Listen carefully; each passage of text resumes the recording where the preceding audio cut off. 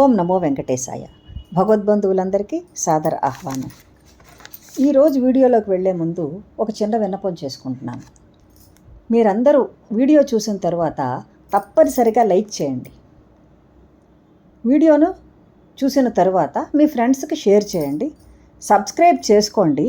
చేసుకున్న తర్వాత bell icon మీద ట్యాప్ చేయండి. తర్వాత క్రింద కూడా బెల్ ఐకాన్ మీద ట్యాప్ చేస్తే ఆల్ నోటిఫికేషన్స్ అని వస్తాయి. నేను ఏవైనా వీడియోలు పెడితే మీకు తప్పనిసరిగా వస్తాయి. ఈ పని చేయండి. ఈరోజు వీడియోలో సర్వేశ్వరుడైన వెంకటేశ్వర స్వామి వారి హుండీ గురించి మనం మాట్లాడుకుందాం. అఖిలాండ కోటి బ్రహ్మాండ నాయకుడైన వెంకటేశ్వర ప్రభువు శ్రీనివాసమూర్తిగా, అర్చామూర్తిగా వైకుంఠాన్ని విడిచిపెట్టి భూలోకానికి వచ్చాడు. భక్తులు కలి బాధల నుండి విముక్తులు కావాలని ఆయన అక్కడి నుండి ఇక్కడికి వచ్చి భక్తుల కోరికలు తీర్చడానికి అర్చామూర్తిగా వెలశాడు. భక్తులు ఏది కోరుకున్నా స్వామివారు తీరుస్తూనే ఉంటారు.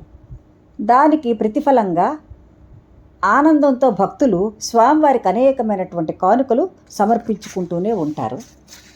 ఆ కానుకలన్నీ కూడా హుండీలో వేస్తూ ఉంటారు. అయితే సాధారణంగా అన్ని ఆలయాలలో హుండీలు ఉండడం అనేది మనకు తెలుసు.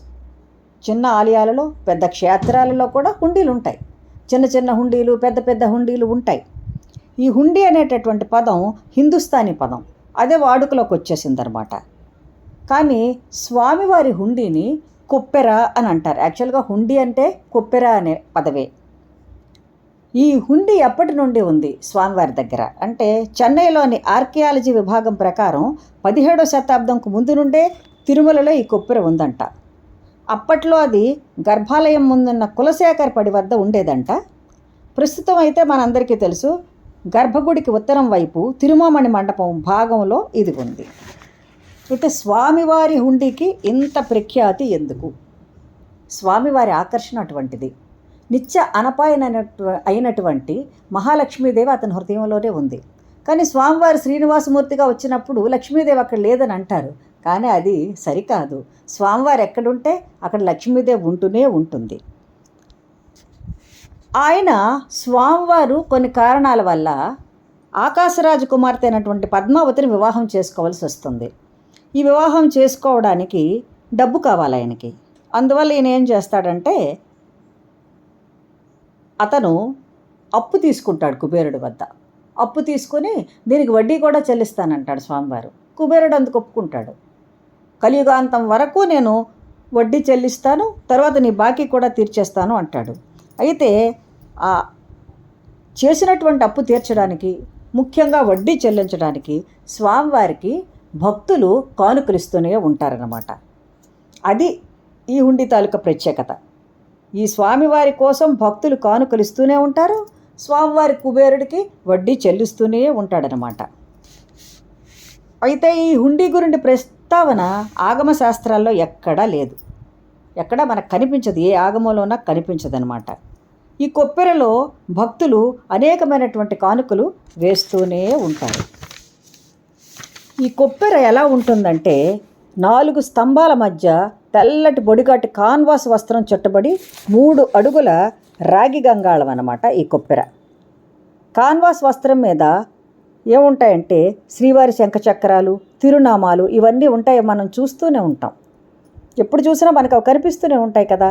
ఆ హుండీలోనే మనం డబ్బులు వేస్తూ ఉంటాం స్వామివారి కోసం ప్రేమతో. ఈ తాళ్ల మీద దేవస్థానం వారు ఏం చేస్తారంటే సెక్యూరిటీ కోసం సీళ్లు 7 వేస్తారు. 7 సీళ్లు. జియంగారులు లక్కతో 6 సీళ్లు వేస్తారన్నమాట. అయినప్పటికీ కూడా ఇది గార్డుల సంరక్షణలోనే ఉంటుంది ఈ కొప్పెర. ఈ కొప్పెర నిండిపోయిన వెంటనే వీళ్ళు ఏం చేస్తారంటే దీన్ని తీసుకొని వెళ్ళిపోయి వేరేది తెచ్చి పెడుతూ ఉంటారు. వెంటనే తెచ్చి పెట్టేస్తూ ఉంటారు. ఎందుకంటే భక్తుల రద్దీ అంత ఉంటుంది కదా. భక్తులు వాళ్ళ కానుకలు సమర్పించుకుంటూ ఉండాలి. అయితే ఈ హుండీలు దాదాపు రోజుకి 10 నుండి 20 వరకు హుండీలు మారుస్తూ ఉంటారంట వీళ్ళు. భక్తుల రకరకాల కానుకలు ఆపద మొక్కుల వాడికి వేస్తూనే ఉంటారు, సమర్పిస్తూనే ఉంటారు. ఏమిటంటే అవి ముఖ్యంగా బంగారు, వెండి, వజ్రాలతో చేసినటువంటి ఆభరణాలు, దేశీ నోట్లు, విదేశీ నోట్లు, కరెన్సీ నోట్లు ఇవి కూడా వేస్తూ ఉంటారు. నాణ్యాలు వేస్తారు. నాణ్యాలు స్వామివారికి ఇష్టం కదా. తరువాత విగ్రహాలు, బెల్లం పంచదార కూడా వేస్తూ ఉంటారంట. వాచీలు వేసేస్తూ ఉంటారు, ప్రోనోట్లు వేస్తారు, ఆస్తుల దస్తావేజులు కూడా వేస్తారంట, లాటరీ టికెట్లు కూడా వేస్తారంటండి. అది మరీను.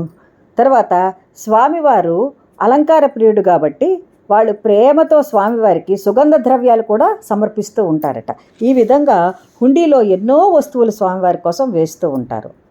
అది కాకుండా కొంతమంది స్త్రీలు నిలువు దోపిడీ ఇస్తామని స్వామివారికి మొక్కుకుంటారు. అదేంటంటే ఏవైనా కష్టం వచ్చినప్పుడు స్వామి ఈ కష్టం నువ్వు తీర్చు, నిలువు దోపిడీ ఇస్తామని స్త్రీలు మొక్కుకుంటారంట. ఈ నిలువు దోపిడీ అంటే ఏంటంటే వాళ్ళు మొక్కుకునేటప్పుడు వాళ్ళ ఒంటి మీద ఏ ఆభరణాలు ఉంటాయో మొక్కుకున్నప్పుడు ఉన్నటువంటి ఆభరణాలన్నీ కూడా స్వామివారికి వాళ్ళు సమర్పించేయాలి. అది నిలువు దోపిడీ క్రమం. వీళ్ళ కోరిక తీరిన తర్వాత తిరుమల వెళ్ళి ఈ వస్తువులన్నీ తీసేసి మంగళసూత్రంతో సహా, మరి అది ముక్కు కదా స్వామివారి కోసం, వాళ్ళు అక్కడ పసుపు కొమ్ము కట్టుకోవచ్చు. అది కట్టుకున్న తర్వాత ఈ వస్తువులన్నీ ఒక పసుపు గుడ్డలో చుట్టి హుండీలో వేస్తారు. అంతకన్నా ముందే స్వామివారి దర్శనం చేసుకోకుండా ఈ నగలన్నీ తీయకముందే వీళ్ళు వాళ్ళ తలనీలాలు ముందు సమర్పించి వచ్చేయాలంట. వచ్చిన తర్వాత ఈ నగలు తీసి నిలువు దోపిడి స్వామివారికి సమర్పించుకుంటారు. తలనీలాలు ఎందుకు తీయాలి అనే ప్రశ్న అంటే, స్వామివారి ముందు అందరూ కూడా మోకరిల్లాల్సిందే. వాళ్ళ అహంకారాన్ని విడిచిపెడితేనే స్వామి వాళ్ళని అనుగ్రహిస్తాడు. స్వామివారిని దాసానుదాసులు అవ్వాలి వాళ్ళు. మన అహంకారం, ఒక మనిషి తాలూకు అహంకారం దేనిలో ఉంటుంది? మానవ జన్మ ఎత్తిన తరువాత అందాన్ని చూసుకొని, ధనాన్ని చూసుకొని ఇది శాశ్వతం అనుకుంటాడు మానవుడు. అస్సలు ముందు జరగబోయే విషయం గురించి ఎవరూ ఆలోచించరు, ఎవ్వరము ఆలోచించాం. అందాన్ని చూసుకుంటాం, ధనాన్ని చూసుకుంటాం. నేను చాలా అందగత్తెను, చాలా ధనవంతురాలని అని విర్రవీగుతూ ఉంటాం. ఎందుకంటే అది కూడా పరమాత్మ మనకిచ్చిందే. దాని నుండి మనం దాన్ని తప్పించుకుంటూ రాగలమా లేదా అని కూడా టెస్ట్ పెడుతూ ఉంటాడు పరమాత్మ. ఈ తలనీలాలు ఇచ్చేస్తే తలనీలాలలో సగం అందం ఉంటుంది కదా, అందం అంటే దానిలో వెళ్ళిపోతుంది. ఇంకా ఒంటి మీద ఉన్న నగలు, ధనం ఇచ్చేస్తే మరి మిగతా ఉన్న అహంకారం కూడా పోతుంది. ఈ రెండూ పోతాయి. స్వామే శాశ్వతుడని గ్రహిస్తారు. కాబట్టి వాళ్ళలో అహంకారం తొలగిపోయి స్వామి అంటే ఏమిటో తెలుసుకొని అతని దాసానుదాసులు అవుతారు. అహంకారాన్ని వదిలేస్తే ఇంకా మనిషి జీవితం ఆనందంగానే గడుస్తుంది కదా. అందువల్లే ఈ నియమం అక్కడ ఉన్నది. ఆ విధంగా వాళ్ళు చేస్తారు.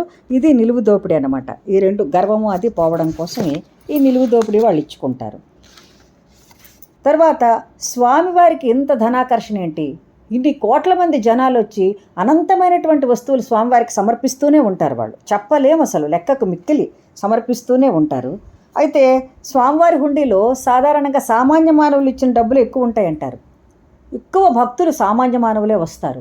2-3 రోజులైనా క్యూ లైన్లో నిలబడి వాళ్ళు స్వామివారిని చూసుకుంటూ వెళతారు. వాళ్ళ దగ్గర ఉన్నటువంటి పైకాన్ని స్వామివారికి సమర్పిస్తారు.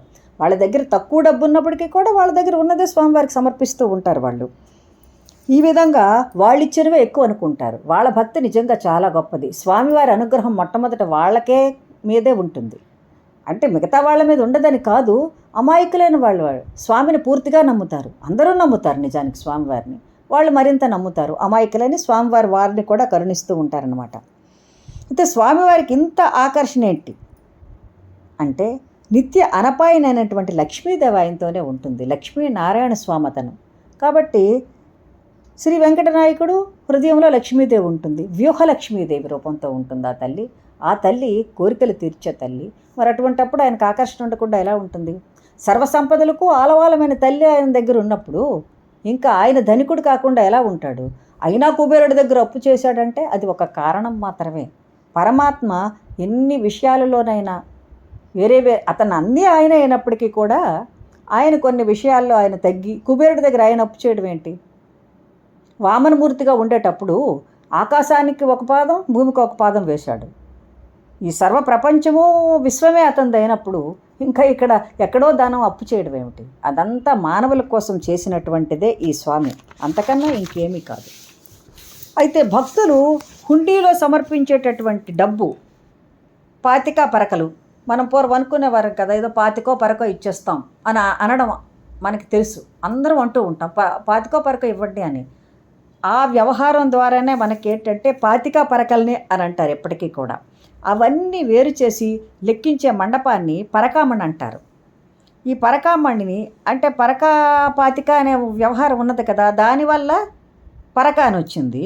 తమిళంలో మణి అంటే మండపం అర్థమట. కాబట్టి ఈ లెక్కించేటటువంటి ఆ మండపాన్ని పరకామణి మండపం అని అంటారు. ఈ నాణాలు అన్నీ కూడా విభజించి పరకామణి దగ్గర మొత్తం నాణాలు నోట్లు అన్ని వేటికవి విభజన చేస్తారు. విభజన చేసిన తర్వాత లెక్కిస్తారు. ఇవి షిఫ్టుల్లో జరుగుతాయట. రాత్రి హుండీని దేవస్థాన ఉద్యోగులు ఉదయం లెక్కిస్తే ఉదయం విప్పిన హుండీని మధ్యాహ్నం లెక్కిస్తారంట. ఈ కార్యక్రమంలో పాల్గొనే అవకాశం బ్యాంకుల వాళ్ళకి, పోస్టల్ వాళ్ళకి, తర్వాత ఫైనాన్స్ డిపార్ట్మెంట్లో పనిచేసే వాళ్ళకి, ఇంకా కొన్ని ఆర్థిక సంస్థల్లో పనిచేసే వాళ్ళకి కల్పిస్తారు. సేవ కోసం వెళుతూ ఉంటారు కదా చాలామంది. ఆ సేవా భాగంలో వీళ్ళు వెళ్ళి వచ్చి స్వామి సేవను చేసుకొని తరిస్తూ ఉంటారనమాట. ఈ రాత్రి నిద్రించినటువంటి హుండీని, ఇప్పుడు రాత్రి ఏ వస్తువున్నా మనం నిద్రించింది అంటాం కదా, దానిని తోకముల్లే అంటారంటండి. అది స్వామివారికి ఎంతమందో అపురూపమైన కానుకలు కూడా ఇస్తూ ఉంటారు. చాలా అపురూపమైన కానుకలు ఇస్తూ ఉంటారు. అది మనం చెప్పలేము, కానీ వాళ్ళు చెప్తూ ఉంటారు. అది విచిత్రమైనటువంటి మహత్తరమైనటువంటి గొప్ప గొప్ప కానుకలను కూడా స్వామివారికి ఇస్తూ ఉంటారనమాట. దేవదేవుడైన శ్రీ వెంకటేశ్వరుని భక్తులు వివిధ రూపాల్లో మొక్కులు చెల్లిస్తూ భక్తితో స్వామివారిని శరణు కోరుకుంటూనే ఉంటారు. ఈ భక్తి తత్పరులు కోరికలు నెరవేరవలసిన వారు అంతా ఆపద మొక్కుల వాడికి ఎన్నో రకాలుగా మొక్కుకుంటారు. ఒకవేళ వీళ్ళు మొక్కు చెల్లించుకోవడం ఆలస్యం అయిందనుకోండి, అపరాధ వడ్డీతో పాటు మొక్కులు తీర్చుకుంటారు. మళ్ళీ స్వామి అపరాధం చేసాం, మరి కొంచెం ధనాన్ని తీసుకో అని చెప్పి వాళ్ళ కోరికల్ని తీర్చుకుంటాడు. కానీ లక్ష్మీపతి అయినటువంటి ఆ స్వామి కానుకల్ని చూడడు. చిత్తశుద్ధితో గ్రహిస్తాడు. వాళ్ళ ఆర్తిని మాత్రమే చూస్తాడు. భక్తులిచ్చే కానుకలను స్వామివారి చిరునవ్వుతో వాళ్ళని అనుగ్రహించడానికి మాత్రమే తీసుకుంటారు, ఆయన కోసం కాదు. నిజానికి ఆయన తీసుకున్నదండి భక్తుల డబ్బులు కాదు, నాది అనే అహంకారాన్ని తీసుకుంటారు. ఈ వస్తువు నాది. మనకి ఎంత మమకారం ఉంటుంది ఒక వస్తువు మీద. ఇంట్లో ఈ వస్తువు నాది, ఈ ఇల్లు నాది, చిన్న వస్తువు కూడా ఇది నాది. ఆ వస్తువు మన దగ్గరికి వచ్చేస్తే విపరీతమైన మమకారం వస్తుంది. కానీ అది ఎన్నాళ్ళు మనం ఉన్నంత వరకే కదా. ఆ భావనను పక్కకు తీసి నాది అనేది పరమాత్మ మాత్రమే. పరమాత్మ ఒక్కడే నీది, నీ దగ్గర ఉంటాడు, అతను శాశ్వతుడు. నీ ఆత్మ ఉంటుంది. ఇది జీవుడిలో నుండి ఈ జీవుడు బయటికి వెళ్ళిపోతుంది. వెళ్ళిపోయిన తర్వాత కూడా మనకున్నవాడు ఎవరు? పరమాత్మ దగ్గరికే వెళ్ళిపోతాం. ఆ రెండే మన ధర్మం. ఒక్కటి మనతో వస్తుంది, ఆ పరమాత్మ అక్కడ ఉంటాడు. ఈ వ్యామోహాన్ని తొలగించడానికే పరమాత్మ ఇది చేస్తాడు. శ్రీనివాసుడు ఇచ్చేవాడు కానీ పుచ్చుకునేవాడు కాదు. కరుణా సముద్రుడు అతడు. ఆయురారోగ్య ఐశ్వర్యాలను భక్తి జ్ఞాన వైరాగ్యాలను మనకు ఉదారంగా ఇస్తాడు. పరమ కారుణ్యమూర్తి ఆయన. కాబట్టి ఆయనను సేవించుకొని తరించాలి. మరొక మంచి వీడియోతో మళ్ళీ కలుసుకుంటాను. సర్వం శ్రీ వెంకటేశ్వర చరణార్పణమస్తు. స్వస్తి.